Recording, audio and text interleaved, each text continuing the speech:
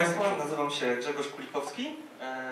Pracuję na stanowisku starszego specjalisty do spraw infrastruktury dla firmy z sektora telco. Dzisiejszym tematem prezentacji będzie Power CLI i jego zastosowanie w życiu.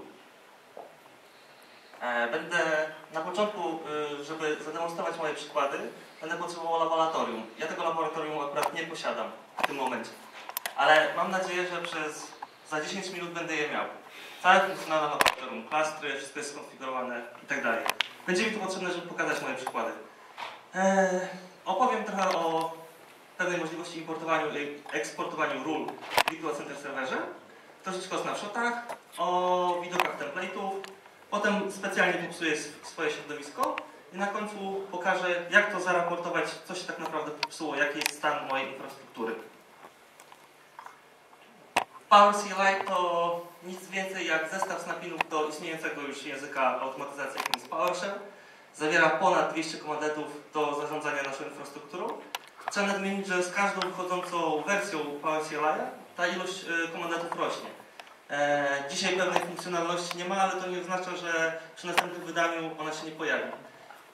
Według mnie jest to niezastąpione narzędzie do automatyzacji procesów w wirtualnej infrastrukturze. I ograniczenie możliwości Power CLI jest tylko nasza wyobraźnia. To tylko od nas zależy, jak będziemy z tego korzystać, w jaki to sposób wykorzystamy. Zacznę budować swoje laboratorium teraz w międzyczasie. Jak widzicie, posiadam tylko Virtual Center Server. Nic w nim nie ma. Żadnych atrybutów, nic. Po prostu jest pusty. Napisałem sobie do tego malutką aplikację. Wszystko jest napisane w języku PowerShell. I ta aplikacja będzie mi pomagać budować laboratorium. Pod każdym przyciskiem kryje się pewna część skryptu, który będzie pomagał mi to robić. Więc każę mu stworzyć laboratorium, a w międzyczasie przejdę do prezentacji.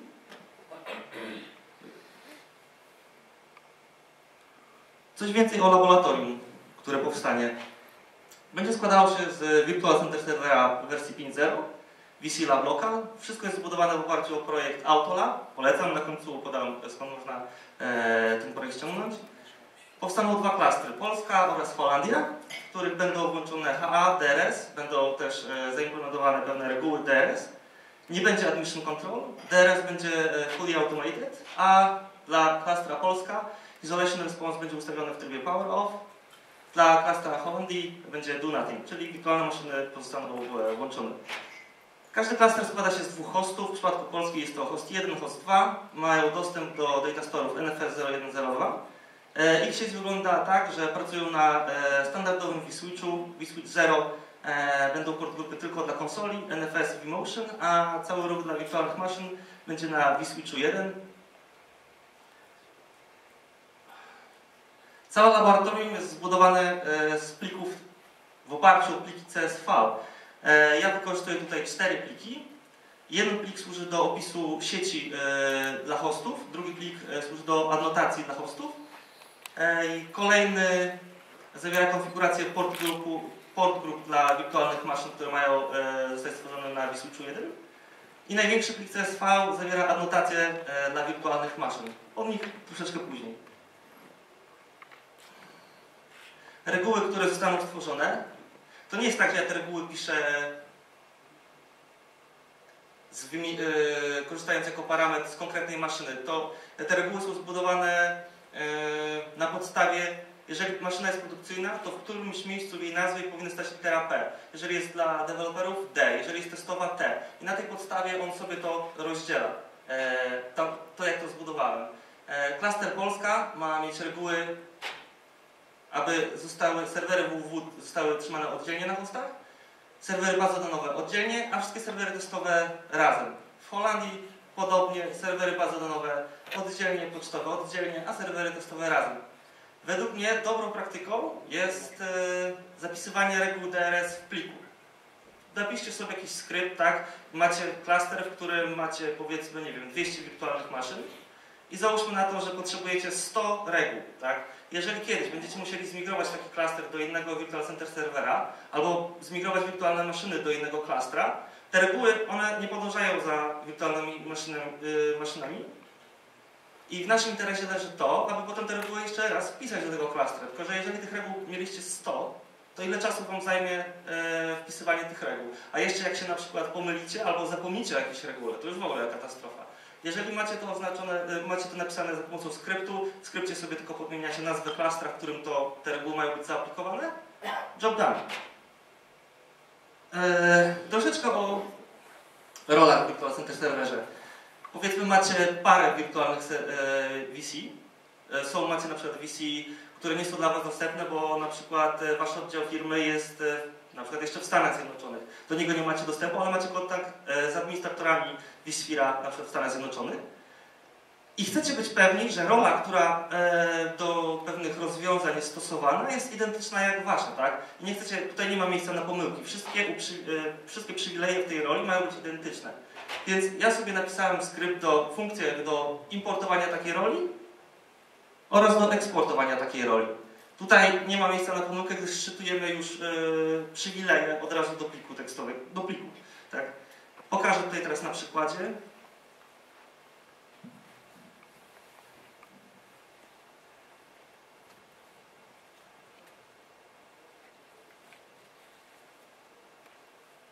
I jakie role posiada aktualnie mój Virtual Center Server?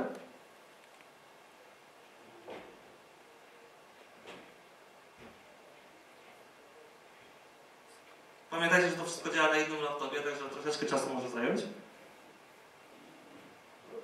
Są to standardowe role, tak?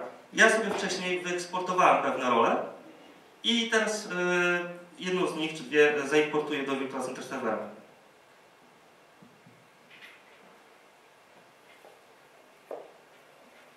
To są pliki po prostu z tymi rolami.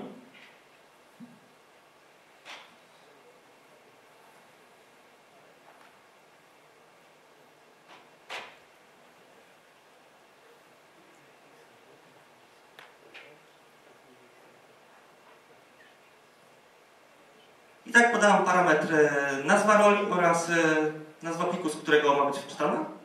Sprawdźmy.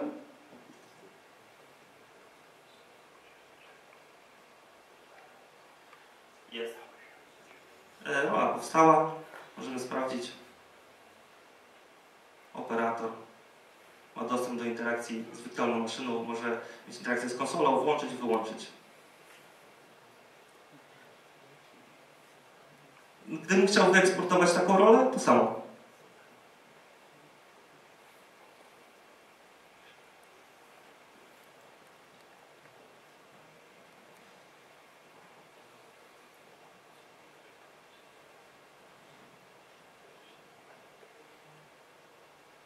I eksportuję już istniejącą rolę VM operator, którą właśnie sobie zaimportowałem do pliku moja nowa rola VM. Otwórzmy taki plik, zobaczmy, co w nim jest.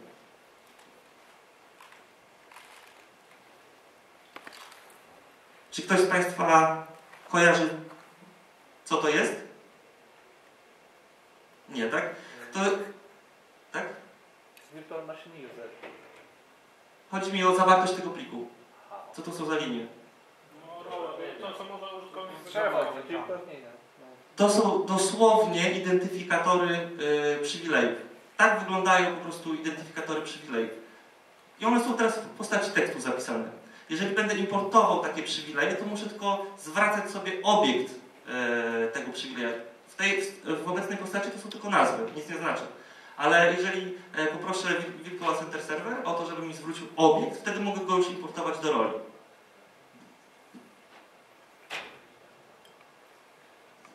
Coś więcej o adnotacjach. Czy stosujecie adnotacje dla wirtualnych maszyn hostów? Tak. Jak wiadomo, przydają się, tak?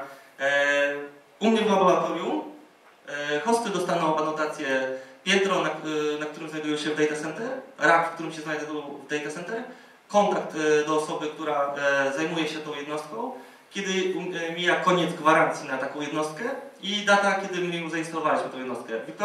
Wirtualna maszyna dostanie anotację, kiedy została stworzona, osoba, która wspiera tą wirtualną maszynę, termin jej ważności, termin ważności. Jeżeli przychodzi, na pewno mieliście takie sytuacje, że przychodzi do Was jakaś osoba i mówi: słuchaj, potrzebuję wirtualną maszynę na 2 tygodnie, tak?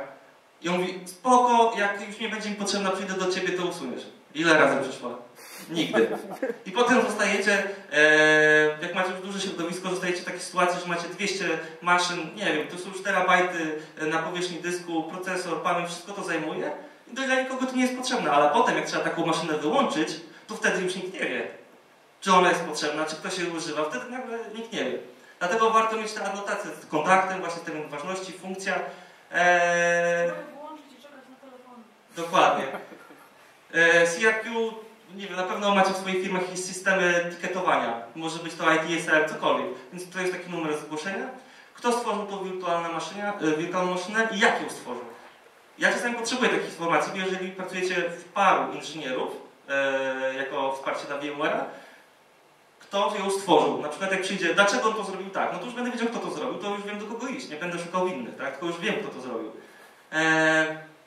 Właśnie, ja się pytam po to, no to właśnie dlatego, tak, że warto to wiedzieć. W razie awarii hosta, wirtualnej maszyny, szybko możemy znaleźć osobę, która wspiera dany serwer i musi być poinformowana o jakiejś ewentualnej awarii. W przypadku maszyny z datą ważności to już wytłumaczyłem. Warto mieć ten numer zgłoszenia pod ręką, tak? Nie wiem, czy maszyna została zdeployowana względem wytycznych. Wtedy mam ten numer, mogę sobie to w tym systemie etykietowania otworzyć szybko i sprawdzić. Kiedy będziemy przeprowadzać jakieś specjalne operacje na wirtualnej maszynie, jakieś storage devotion, kasowanie snapshotów, dobrze się zastanowić, czy warto to zrobić teraz, a może po 22, kiedy już jest out of business hours i funkcji wirtualnej maszyny, przez taką notację dowiemy się, jak ważna to jest wirtualna maszyna. Jeżeli posiadacie coś ja posiadam około 5000 wirtualnych maszyn, którymi muszę się opiekować, ja pojęcia nie mam, co 90% z nich robi. Ja nie wnikam w to, co jest w środku. Wnikam tylko to, że jest to wirtualna maszyna, musi mieć 100% uptime'u. Data utworzenia wirtualnej maszyny, tak jak napisałem, to jest w najmniej oczekiwanych momentach się przydaje. Taki prosty przykład. Kiedyś możecie być w takiej sytuacji, że będą 2 wirtualne maszyny o tej samej nazwie, tak? Zależy, która to która. No i ja bym to rozpoznał poprzez, kiedy była zainstalowana. Najszybciej idzie dojść do tego. Taka anotacja na host, data gwarancji, no to cóż, jeżeli spali nam się, nie wiem, jakiś moduł pamięci w serwerze fizycznym, to lepiej wiedzieć przed tym, jak się gwarancja mu skończy, że już potem w razie czego to nie będzie wymienione. To dla nas, tak? I lepiej to wiedzieć przed, a nie już po. Coś więcej na temat anotacji. Jak uzupełniam anotację dla wirtualnych maszyn? Dokładnie kto ją stworzył, jak ją stworzył, kiedy ją stworzył. Napisałem sobie funkcję get-vm creation date i za pomocą komandu set annotation mogę wykorzystać to, co moja funkcja mi zwraca. Na dole jest przykład get-vm test vm55 pipe get-vm creation date.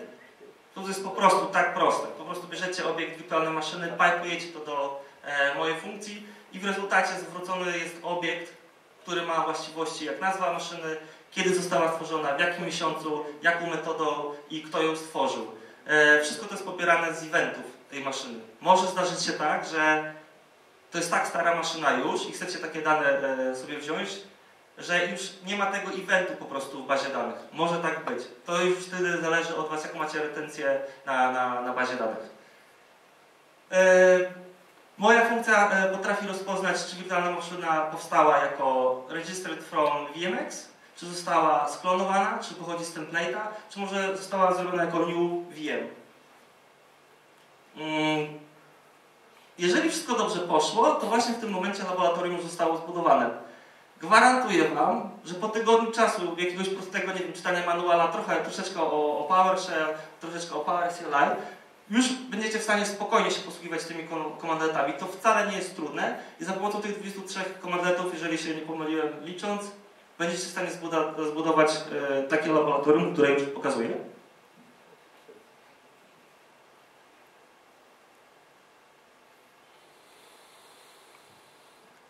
Laboratorium się wykonało. Zobaczmy. Atrybuty są utworzone. Są atrybuty dla wirtualnej maszyn, są atrybuty dla hostów i jest jeden wspólny atrybut kontakt.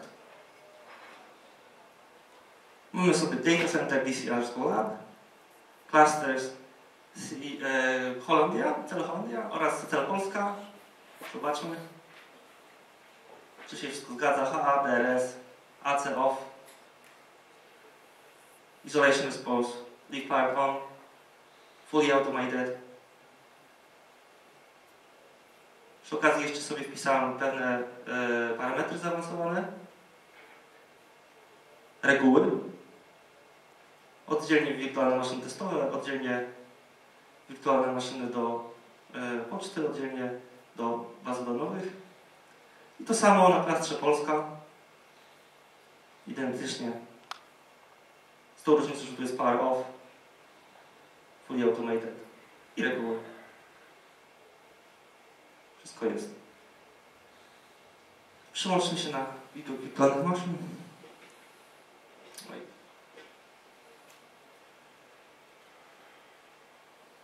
Katalogi. Wszystkie maszyny zostały przesunięte do katalogów dev. Od litery D w trzecim miejscu. Prod. Template w katalogu template i maszyny testowe, tak? Teraz wirtualne maszyny. Zobaczcie, wszystkie adnotacje są uzupełnione, prawie wszystkie. To nie wnikajmy, dlaczego niektóre nie są uzupełnione. Po prostu mój skrypt, ten, który budował laboratorium, na początku dawał annotations, a na końcu tworzył specjalne maszyny. Na przykład najpierw sobie zrobił template'a, a potem stworzył wirtualną maszynę z template'a. I tak widzimy sposób utworzenia. Większość to jest właśnie new VM, one powstały z opisu pliku CSV. Mamy wirtualną maszynę VM from template z takiego sposobu. Zaznaczyłem sobie nawet ją w nazwie nl VM z template.pl, VM z template. Registered from VMX, czyli maszyna już była na data store, ja sobie po prostu już zarejestrowałem, nazwa ta sama maszyna z VMX. Kto jest kontaktem, funkcja, CRQ, data utworzenia, wszystko się zgadza. A że ja to robiłem, to dlatego mam tutaj siebie lab/VA-admin, to jest użytkownik, który był wykorzystany przez skrypt.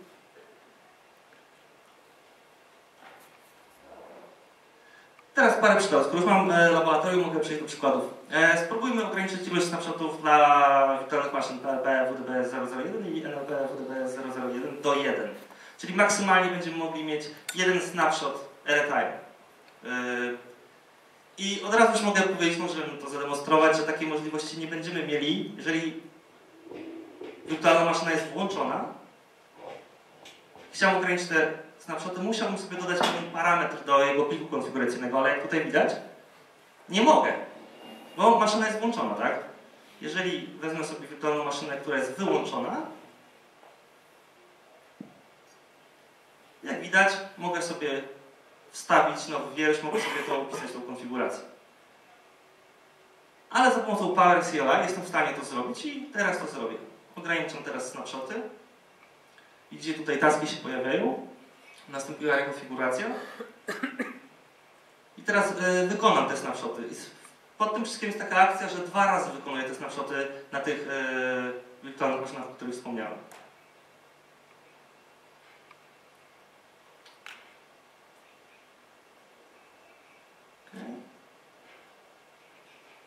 Pierwszy snapshot poszedł. I teraz jest drugi raz. I jak widzimy, już jest błąd. General System Error occurred exceeded the maximum number of permitted snapshots. Czyli zadziałało, tak? DBS01 snapshot manager, jeden siedzi. Gdybym chciał zrobić jeszcze jeden, nawet manualnie, gdybyście nie wierzyli. I to się nie uda. Czyli da się. Da się bez wyłączenia maszyn. Teraz pomyślcie, jeżeli taką zmianę będziecie musieli wprowadzić na 100, 200, 1000 maszyn, jak będziecie musieli sobie zorganizować downtime dla tych maszyn, no to good luck. To nie macie życia przez pół roku. Kto wam, nie wiem, w ciągu 5 minut odpowie na pytanie, kiedy można zaaranżować sobie taki downtime? To jest po prostu, nie wiem, praktycznie dla mnie to jest task nie do zrobienia, bym od razu odrzucił taki task. Ale za pomocą Power CLI możemy to zrobić w ciągu paru minut.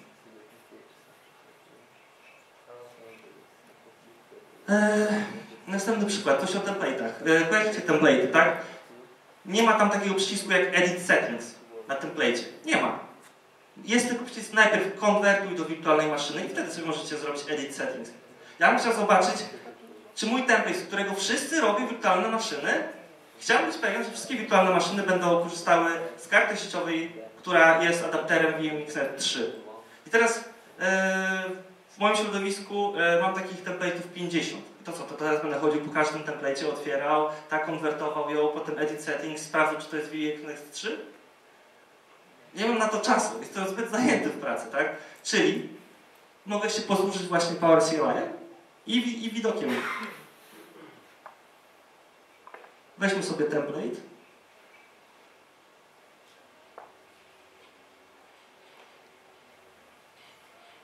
Template jest wzięty. Czy mój template zawiera w sobie limit na CPU? Nie. -1 oznacza wartość unlimited. Czy mój template może nie 3, ale jakie karty sieciowe zawiera mój template? Mój template zawiera karty działające w trybie flexible. A ile dysków twardych ma mój template? 1. Także bez otwierania template'a jestem w stanie się dowiedzieć takich informacji. Tu są różnej maści informacji. Ja tylko tu dla przykładu pokazałem takie, wybrałem sobie 3. Wszystko możecie sprawdzić z poziomu właśnie widoku.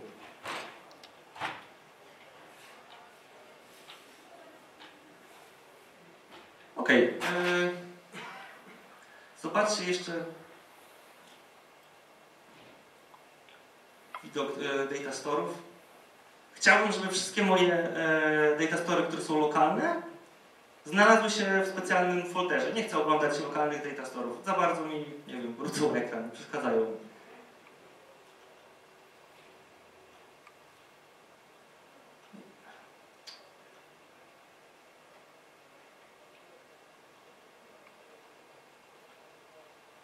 Dwie komendy.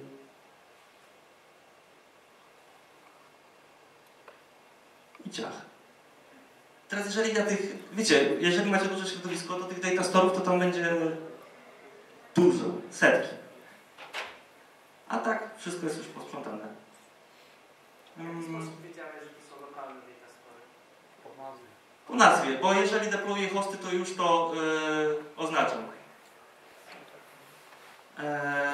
Ok. Wiem, że na końcu, jeżeli teraz tego nie zrobię, to na końcu o czymś zapomnę, więc zrobię to teraz. To jest taki, powiedzmy, przerywnik. To jest właśnie demonstracja tego, że możliwości Power CLI to tylko ogranicznikiem tego jest wasza wyobraźnia. Mam taki katalog na pulpicie.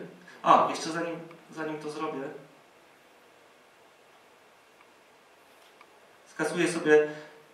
Teraz, co się teraz dzieje, kasuję snapshoty.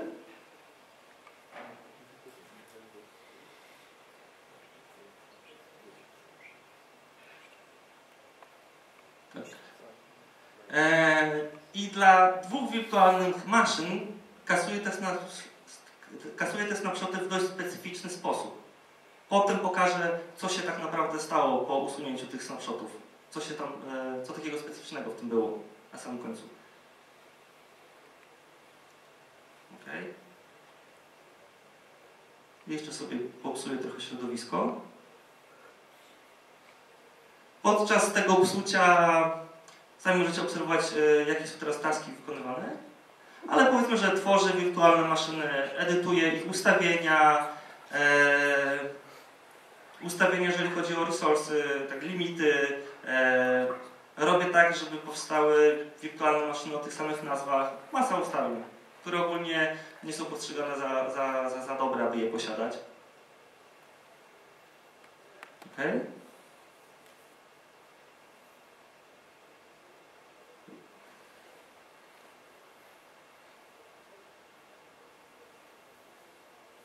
I teraz tak. Jest to folder na moim pulpicie. Znaczy, nie na moim pulpicie, ale jest to folder na moim laptopie. I... Oj, jeszcze mi się akcja nie kończy, jeszcze pracuje.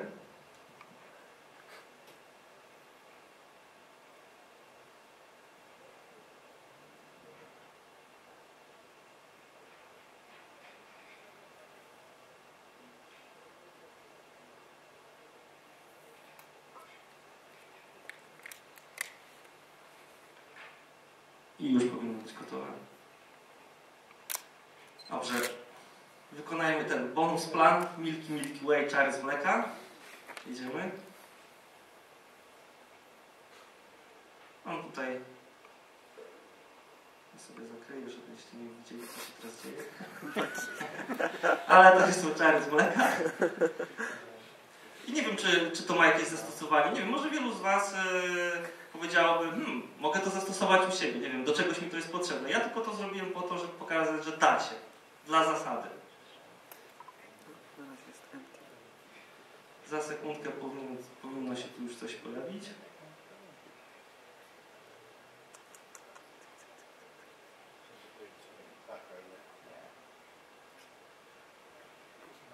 Jeszcze nie.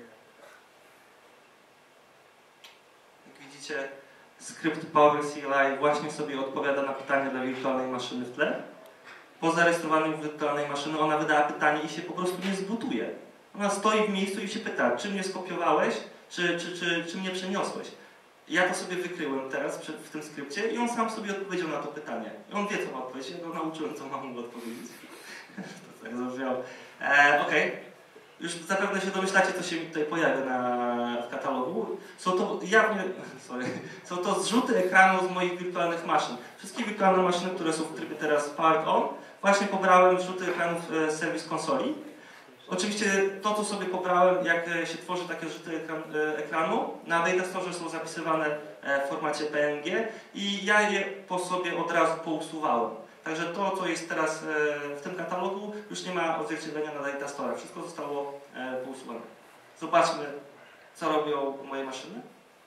Ta najwidoczniej ma problem ze zbutowaniem się. Ta również. Tu mamy artystę, który chciał być, ale mu nie wyszło.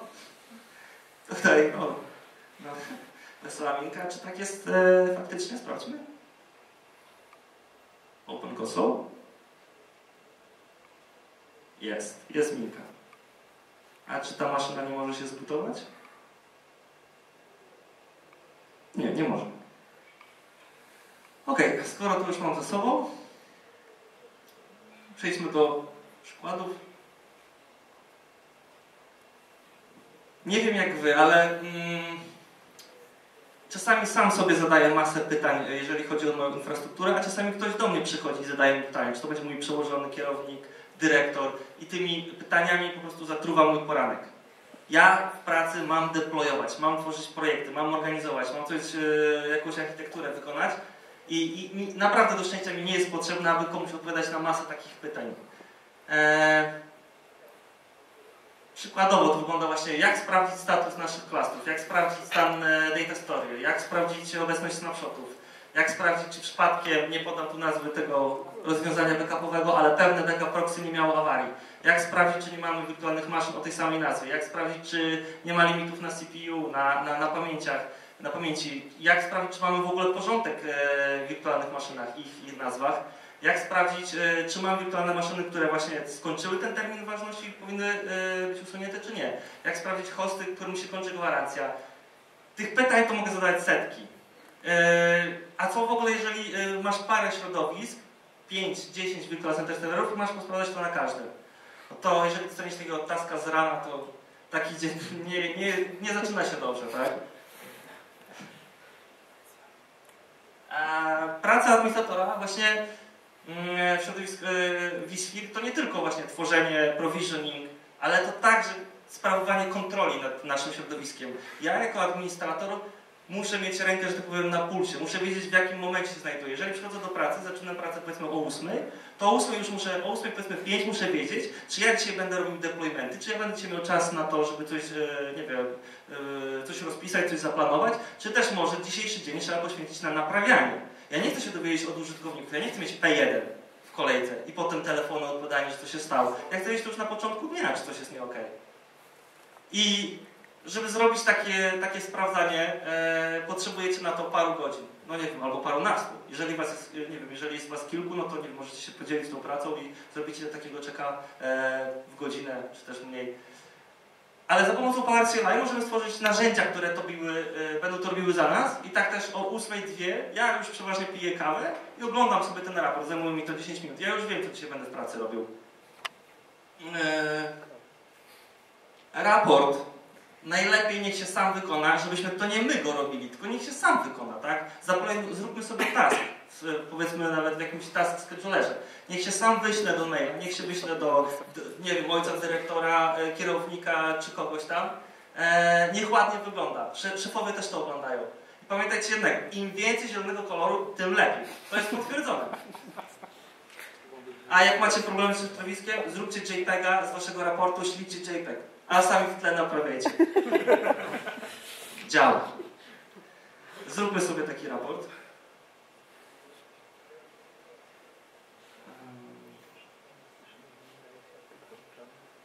Idealnie taki raport powinien wyglądać tak.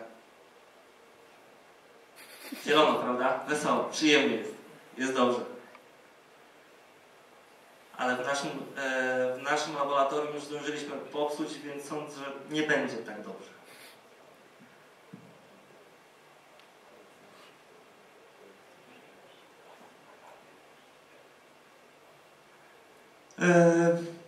Ja go pisałem, powiedzmy, widzicie jak się szybko wykonał? Ja pisałem to przez 3-4 dni, no jakieś powiedzmy 4-5 godzin dziennie. Na infrastrukturze, która zawiera, na jednym Virtual Center serwerze, który zawiera około 2000 maszyn, ten raport wykona się w około 1,5 minuty do 2 minut. Nie trzeba wcale czekać, nie wiem, pół godziny na takie sprawdzenie. I zapewne można to zrobić jeszcze szybciej. To po prostu od Was zależy, jak bardziej chcecie to optymalizować. Ok, zobaczmy sobie mój raport. Z dnia dzisiejszego, 21 jest. Nie jest dobrze. Już wiem, że dzisiaj po prostu do każdego mówię nie, nie, nie. Zajęty jestem. Stan klastrów. Tak, sprawdzamy sobie pewne właściwości w klastrach. Najbardziej mnie interesuje właściwość overall status, czy jest zielono, bo jak wiecie, zielono jest dobrze. Status data store'ów. Mogę sobie to jest w pełni konfigurowalne, tak? Jeżeli, nie wiem, jest miejsca mniej niż 100, zakreśl mi na pomarańczowy. Jeżeli jest mniej miejsca niż 80 giga na data store, niech to będzie podkreślone na czerwono. Powiedz mi, czy w moim jeżeli wejdę przez vSphere klienta, czy będą zatriggerowane alarmy na takim data store, czy nie? Zobacz, ile zostało miejsca już zrobionego w trybie, jeżeli dyski były w trybie thin provision, to ile tego miejsca już zostało zalokowanego. Tutaj widzimy sytuację, no tu już coś trzeba na przykład zrobić, bo ja mam na przykład 76 GB powierzchni na tym data store, a 200 zostało już zaznaczonych, że wirtualnych maszyn zalokowało sobie tyle miejsca. Więc już mogę myśleć o tym, żeby jakieś maszyny przenosić, czy coś takiego. Status snapshotów. 4 snapshoty, tak? www.01, ext02, z template'a, maszyna z VMX-a. Okay.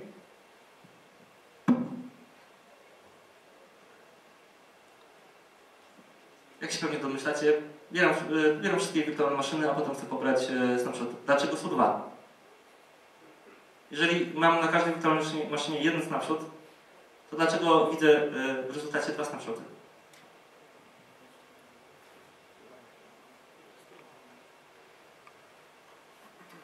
Bo są wyłączone? Wrong. Snapshot nie jest wyrejestrowany? Też źle. One tam są.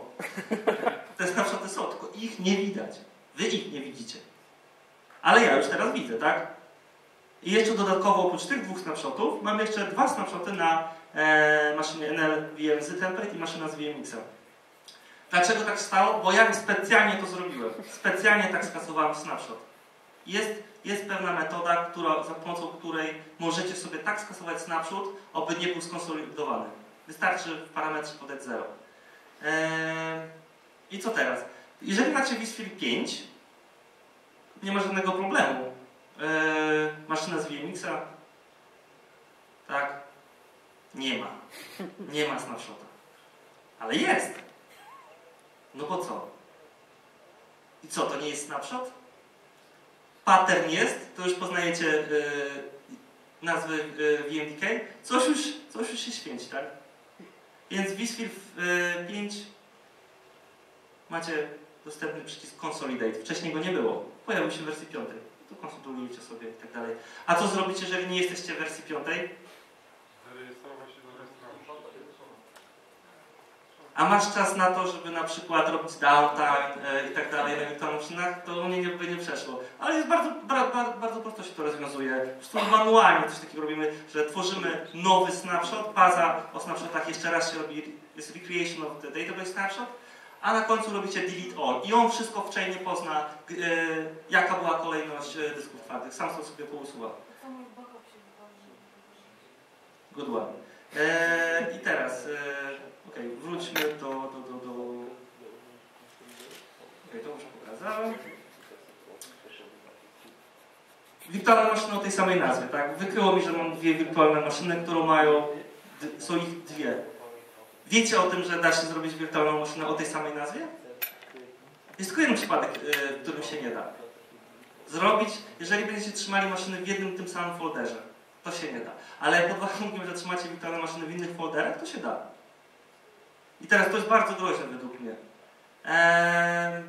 Czasami to się zdarza. Nikt nie wie oczywiście jak, ale to się zdarza, że macie wirtualne maszyny o tej samej nazwie. Na przykład stworzycie w innych folderach, one potem żyją na innych data storach, a jak potem do was ktoś przyjdzie, weź ją wyłącz i skasuj. No jak traficie w to, co trzeba, no to się nic nie stało, ale jak nie w to, co trzeba, no to wtedy już jest mniej fajnie. Wirtualne maszyny z limitem pamięci, wirtualne tutaj są wylistowane. Ja tu sobie daję w swoim raporcie jeszcze takie objaśnienie, ja ten raport ślę do operatorów, do scalpdesku i tak dalej. I każda z tych drużyn może wykonać pewne czynności, aby to uporządkować. Limity SPU. Jedna rzecz, na której się łapię. Jak mam na DBS 002 super. Tak. 002.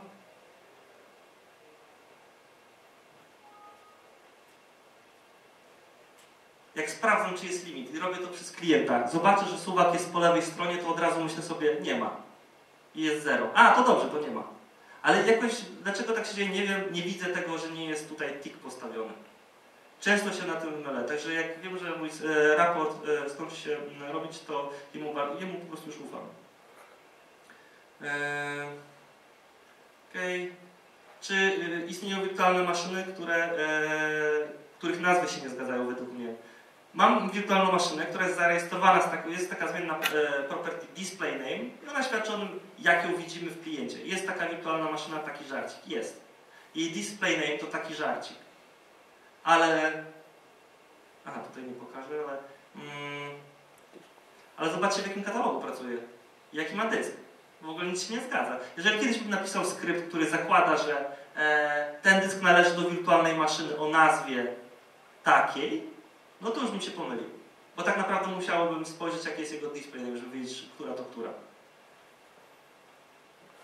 Tak samo, jeżeli zrobicie wirtualną maszynę, która już ma tą samą nazwę, ona powstanie w katalogu nie o tej samej nazwie, ale powstanie w katalogu podkreśnik 1, podkreśnik 2, podkreśnik 3 itd. Ja wszystko lubię mieć pod kontrolą, żeby było uporządkowane. Nie chcę widzieć katalogów podkreśnik 1 itd. Wirtualne maszyny do usunięcia, tak? Czyli patrzę sobie, jest ta annotation, patrzę sobie na jej termin ważności. Jeżeli jest to mija w ciągu 30 dni od teraz, to już je mam wylistowane, piszę sobie maila do administratora tej maszyny, pytam się go, potrzebujesz czy nie, czy kasujemy? Kiedy kończy się gwarancja na hostów, to sama sytuacja, tu sobie w annotations napisałem, jaka jest jego gwarancja, kiedy się kończy. Jeżeli ona następuje w ciągu 90 dni od teraz, jestem już zaalarmowany, już wiem, co mam robić, albo na przykład biorę nowego hosta, albo sobie robię extension na tym supporcie.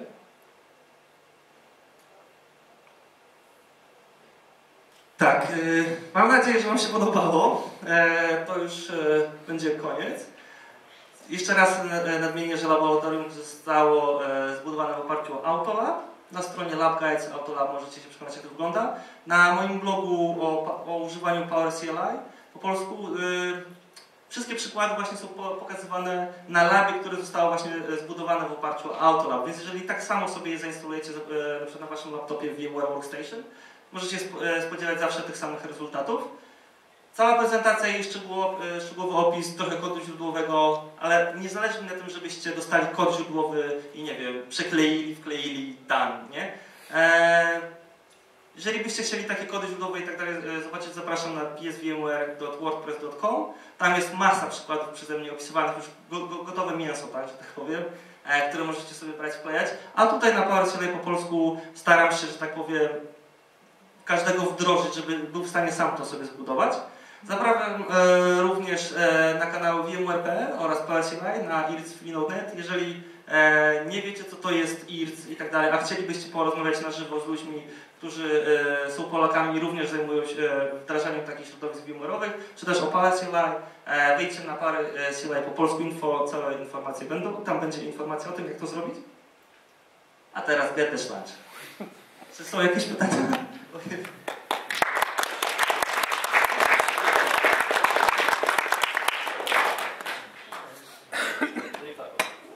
Pytanka?